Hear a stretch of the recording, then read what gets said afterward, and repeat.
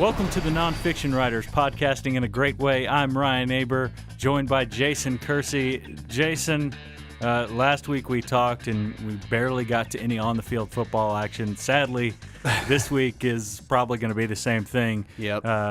We're talking on Tuesday. Monday, Joe Mixon was in court for his initial appearance on I'm honestly blanking on what the actual charge is. Misdemeanor, acts resulting in gross injury, I believe that's it. Is the name of it. And it was pleaded not guilty. And but a couple hours after that, the big news, he was suspended for the season by Bob Stoops and Joe Castiglione. David Bourne said he supported it. What are your initial thoughts about the suspension of Joe Mixon? Well, I thought it was the right decision. I thought they had to do something. There was no way they could let him play football this year.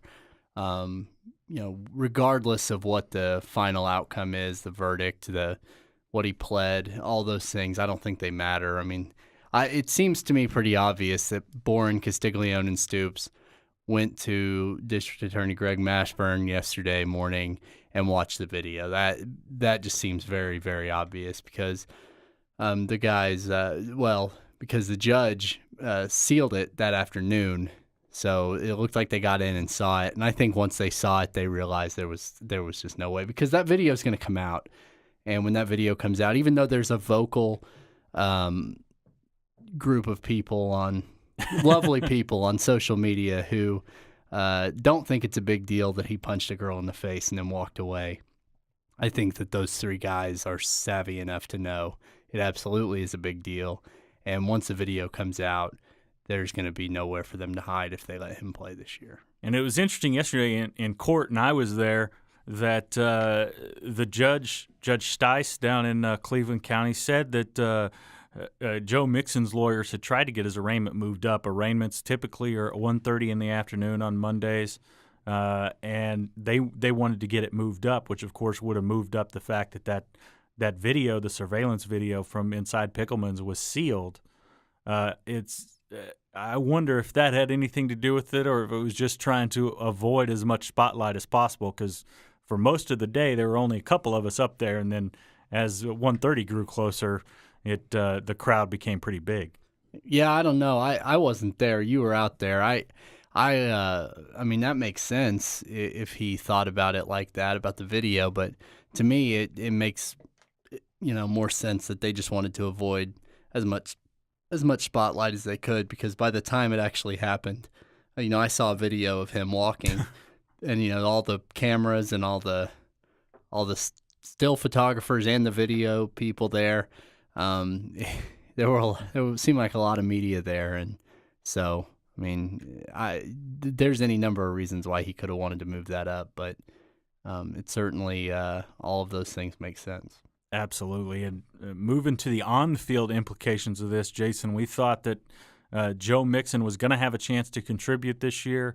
He looked like a guy who had the ability to come in and even take the number one spot immediately. Now OU turns to guys like Keith Ford, Alex Ross, Samaje Perine, and some other guys who don't have a lot of in-game experience. I know you've been big on Ford for a long time. Do you still think he's the number one guy? Yeah, I mean, I thought he was anyway, even before this stuff with Mixon. I always thought he was the number one guy, just because, to me, they showed a lot of faith in him, playing him as a true freshman last year when there was really no reason to. There were three veteran senior backs on the team, and they still played him. So, to me, that made it pretty clear, and he even played over Alex Ross, who'd been in the program for a year. So, to me, he's still the guy, and I mean, I could be wrong, but. And we saw flashes of why they played him pretty early in that stretch. He had some issues holding on to the ball later in the season that kept him on the field, but certainly he showed the kind of power, especially that OU wants out of the running game. Yeah, he's tough. That sort of physical running style, putting his head down and picking up an extra few yards, that made him a fan favorite pretty fast. So yeah.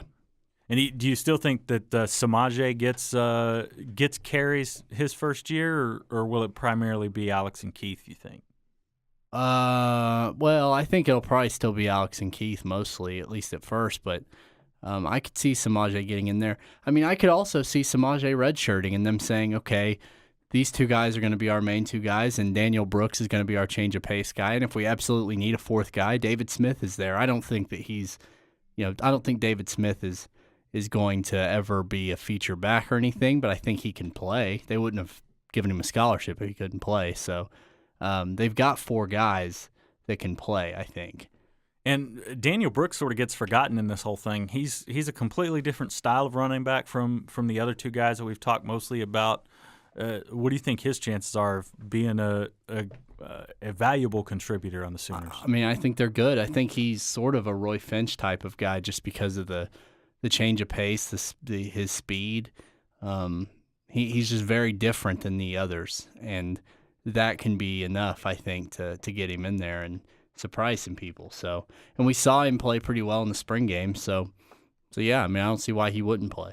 And moving from one off-the-field situation and its on-the-field implications to another, Frank Shannon, there'll be action in court on Wednesday. The Oklahoma Supreme Court trying to figure out whether OU is able to uphold its one-year suspension of Frank Shannon. But I thought one of the most interesting things to come out of our post-practice availability on Monday was that Frank Shannon did not take first-team reps in Monday's practice. I would imagine Jordan Evans took those reps, although we're not sure. He didn't say specifically, but that's a departure from what they had been doing. Yeah, and I mean, I've got it on pretty good authority that he didn't even take second-team reps yesterday. So Frank Shannon, it's very clear, at least at this point, they are not anticipating that they're going to have him for the opener, and so they're preparing other people, and that's Caleb Gastelum, that's other Tay guys. Evans, Tay I guess, Evans. would be There's there. other guys that they're getting in there and getting ready because they're not. I don't think they're planning on having him at least for the opener. And we thought that this week would be critical for that because they had said Frank Shannon was taking first-team reps. I know Jordan Evans sort of walked that back a little bit after initially going out on a limb a little bit with that. But we thought that this week, as they start getting into depth chart repetitions and prioritizing things like that, I know they haven't completely done that yet, but we thought this would be a marker, and clearly this is an indication that OU is preparing to move forward without Frank Shannon, which we expected, but still to see it on the field is something different.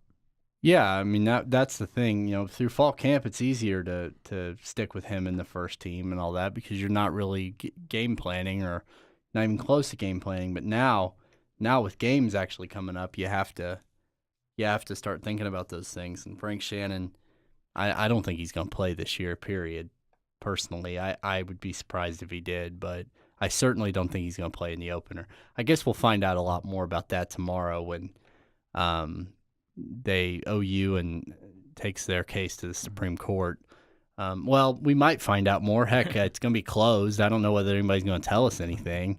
But I think that there's a good chance we'll know more about all that this week. But yeah, to me, the fact that he's not taking even second team reps means he's not playing in the opener. And we've talked about Jordan Evans a lot, and I think they're confident in his abilities if he's the starter. But Jordan Evans has been sick a lot over this camp. And who do you think's the next up? Is it Gastelum? Is it Tay Evans, a true freshman, or do they have to shift stuff around? Maybe even with Geno Grissom, with some of the other outside linebackers shifting them around. I mean, they've still got Aaron Franklin. Everybody forgets about him. I forgot about him, frankly. I thought that I thought he was a senior last year. I really didn't remember he was even on the team until I was looking through the linebacker stuff a couple weeks ago. I was like, oh my, I forgot about Aaron Franklin. I thought it was interesting in the Bedlam game. There was a point when I think Frank came out for a little bit and Gastelum went in, and I thought that was interesting because Jordan Evans was hurt at that time. So I mean, I guess Caleb Gastelum is the guy. which is weird because he's a walk-on. But they could also, I think, probably move some things around. They've got some depth at the other linebacker spots that they might be able to move some things around. But it's not really good at that spot. Tay Evans may wind up being really good, but he's only a freshman and he hadn't even played yet. I know we saw Alexander and Evans play last year, but neither of them, started the opener. Right, and Tay Evans has to be, if not the guy there, has to be ready to play pretty quick because it gets thin without Frank Shannon in that spot. Yeah. So Caleb Gastelum, give the man a scholarship if he's gonna play as much as he might, as much as I think he might have to play. Hey, and you've got one now.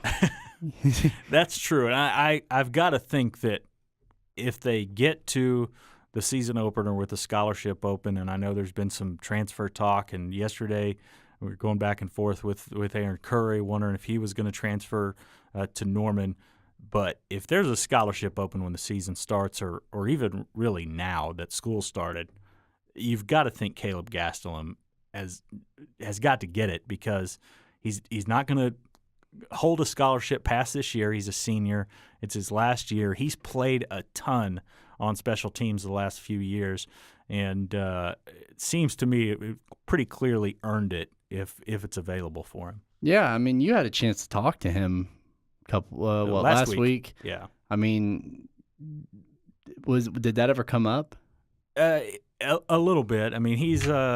He's pretty content right now. He did say that he's got a ton of student loans, and that's a pretty clear difference between him and the rest of his teammates. But right. he was happy that he made the decision to come here. He had some chances to play at smaller schools and go to, for instance, Southwestern on scholarship, but wanted to play for OU and talked about how much that meant for him. But he could be a vital piece of this defense, and you've got to think that he's got to be up pretty close for a scholarship. Yeah. Is that a full ride at Southwestern?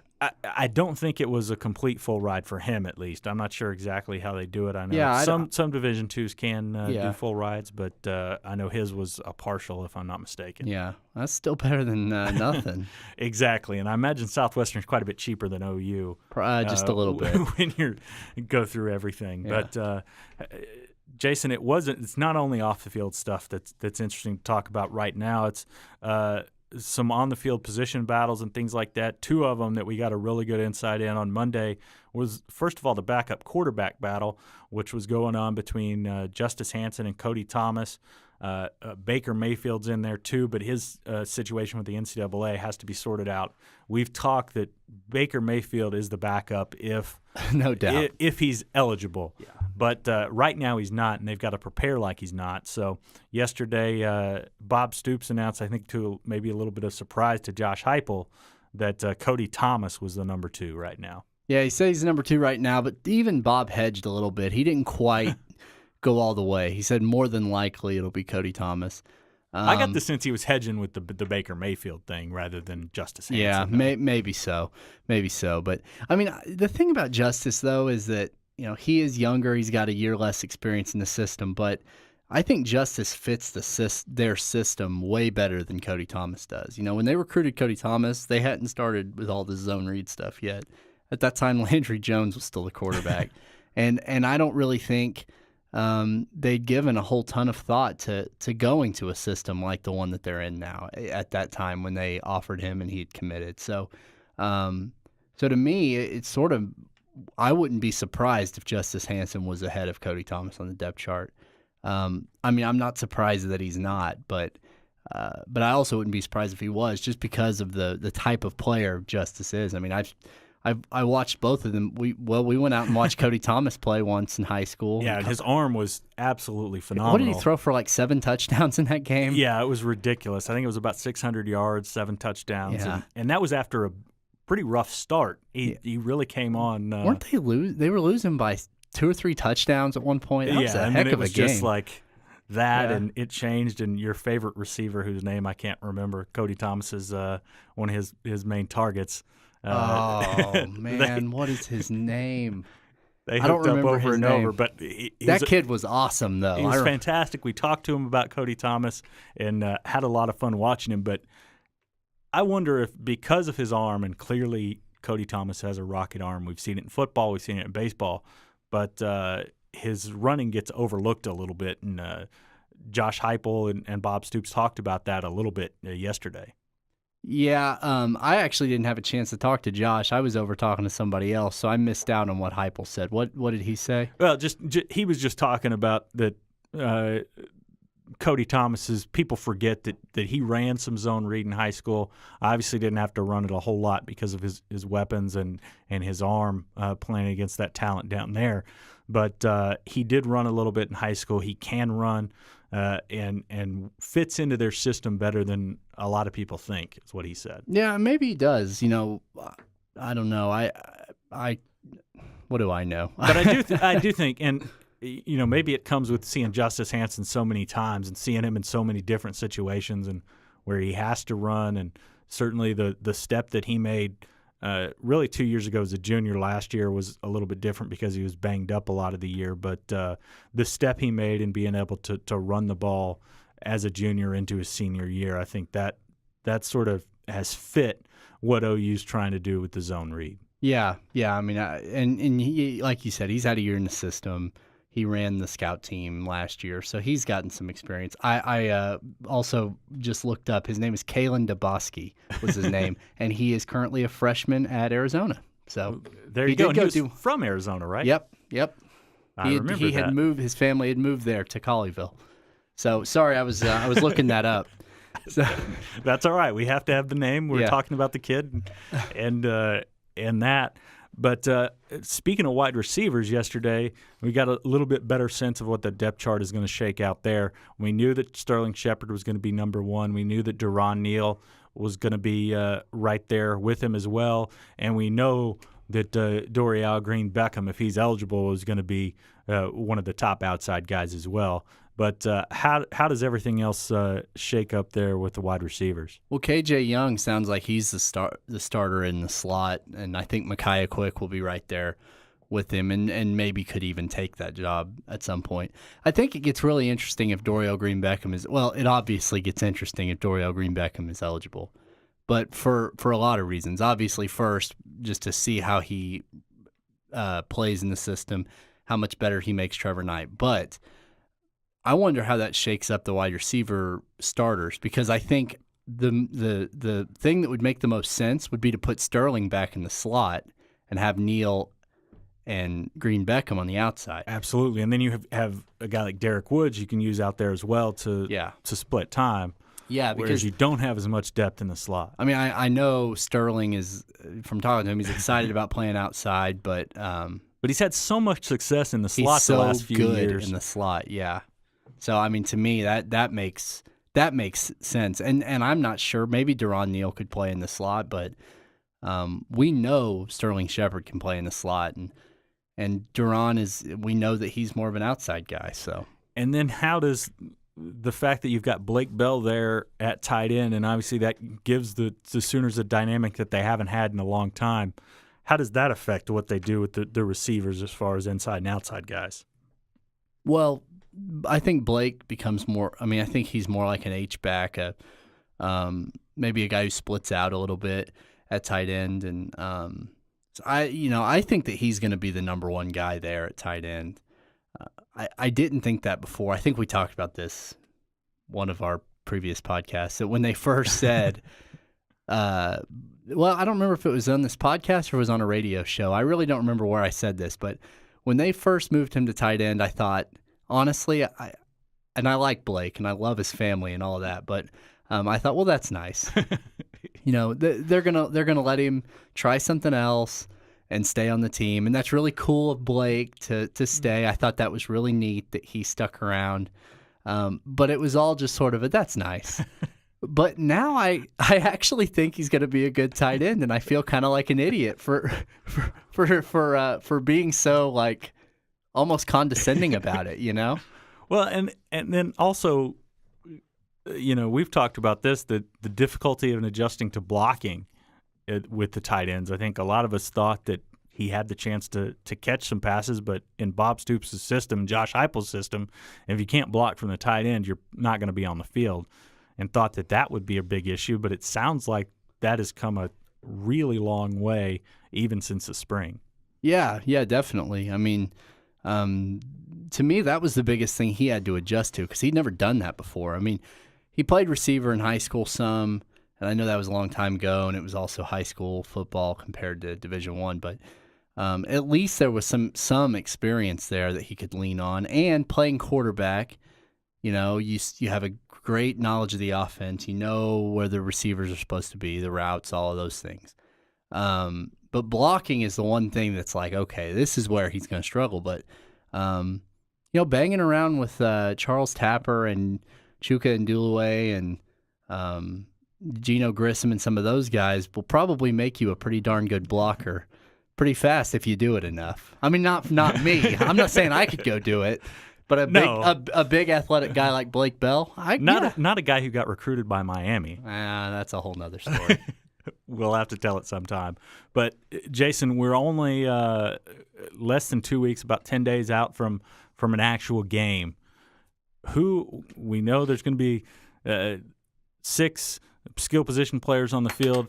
At the start, we know that one of them is going to be Trevor Knight. Who are the other 5 running backs, wide receivers, tight ends that are going to be on the field the first play against Louisiana Tech? Okay, 6.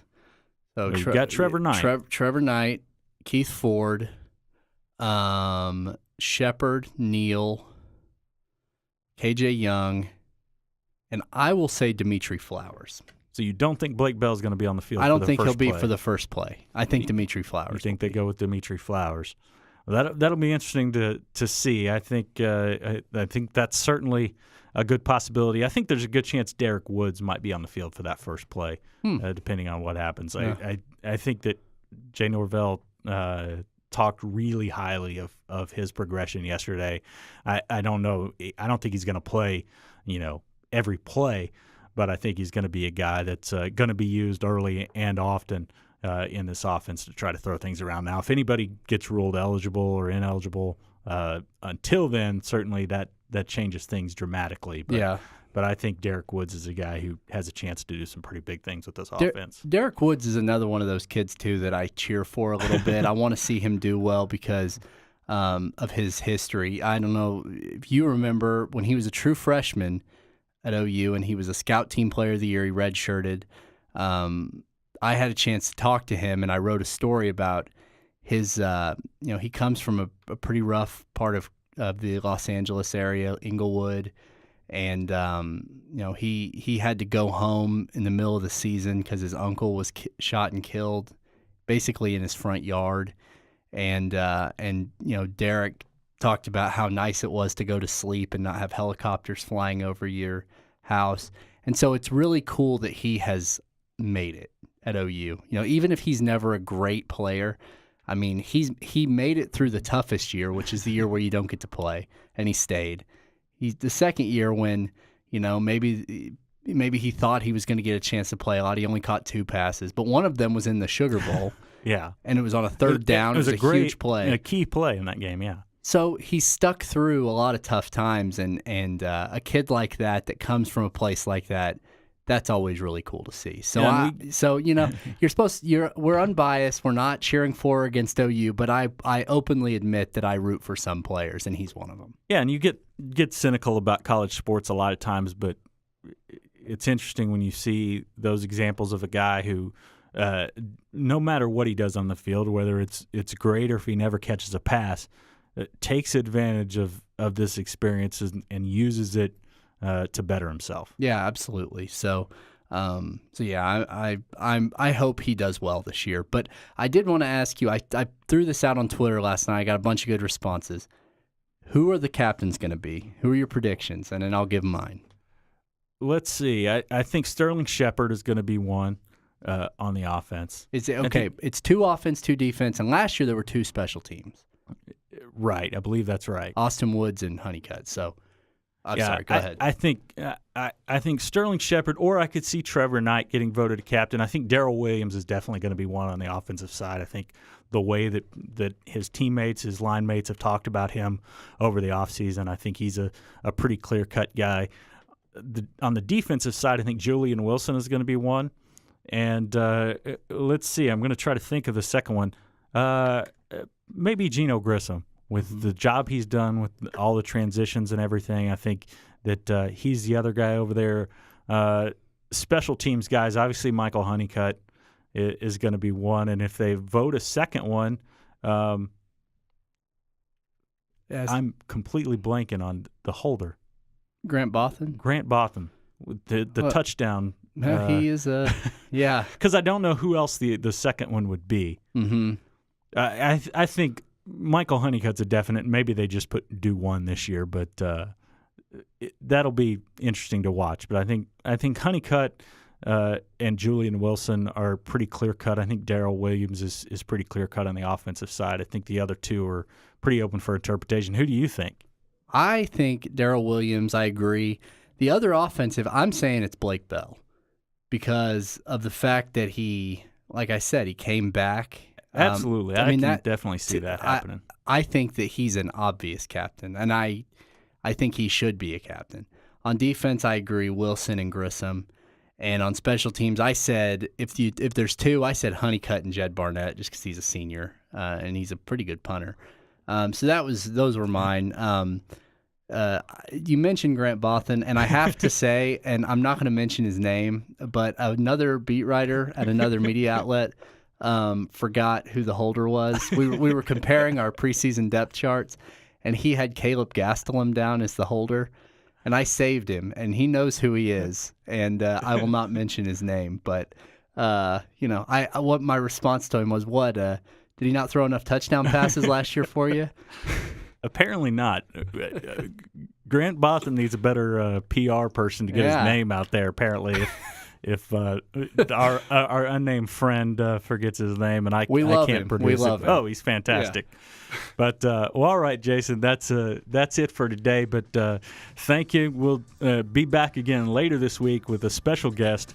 Barry Switzer is going to join us. Looking forward to that. The namesake for the nonfiction writers, the person who came up with it, and we'll get to talk about that and a lot more with him. It'll be fun. Yeah. Well, when I called him to ask him to come on, and I told him the name of it, he said, "All right, well, we'll see about that." So. I am definitely looking forward to, and we're going to spend the entire podcast with him. Absolutely. Thursday. It'll be fantastic. We'll be back next week with a couple more, one looking at Louisiana Tech, one previewing OU's season. But thanks for joining us on the Nonfiction Writers, podcasting in a great way. For Jason Kersey, I'm Ryan Aber. Thank you.